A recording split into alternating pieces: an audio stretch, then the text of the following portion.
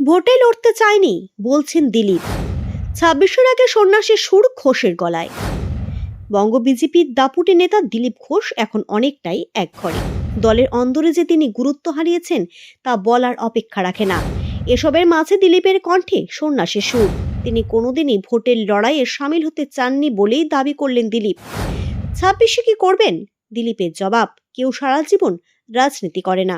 বাংলায় বিজেপি যেটুকু এগিয়েছে তার মূল কাণ্ডারি দিলীপ ঘোষ। ২০১৮ সালের লোকসভা নির্বাচনে বিজেপির ফলে নেপথ্যে যে তার ভূমিকা অপরিসীম তা বলার অপেক্ষা রাখে না। পরবর্তীতে বাংলায় বিজেপির সংগঠন বড় হয়েছে।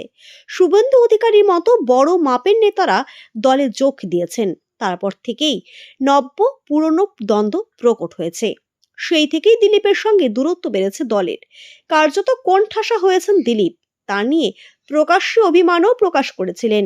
শ্রমিক ভট্টাচার্য বঙ্গ বিজেপির সভাপতির দায়িত্ব পাওয়ার ছবিটা বদলানোর আশা করেছিলেন অনেকেই। সেই আশাও পূরণ হয়েছে বলা যায় না। তবে সম্প্রতি দলের বিজয় সম্মেলনীতে দিলীপকে দেখা গিয়েছে। দীর্ঘদিন পর মুরলীধর সেন লেনের কার্যালয়ে গিয়েছিলেন তিনি। হঠাৎ দিলীপকে দলীয় কার্যালয় দেখে অনেকেই ভেবেছেন ২৬-এ হয়তো সক্রিয় হবেন তিনি। কিন্তু এদিন তার গলায় শোনা গেল অন্য সুর। দলের দেওয়া দায়িত্ব পালন করবেন জানিয়েও মনে করিয়ে দিলেন অবসর একদিন নিতেই হয়। সারা জীবন কেউ রাজনীতি করে না, তবে তিনি যে সংগঠন চাঙ্গা করতে এসেছিলেন তা করেওছেন, তা মনে করিয়ে দিতে ভোলেননি তিনি।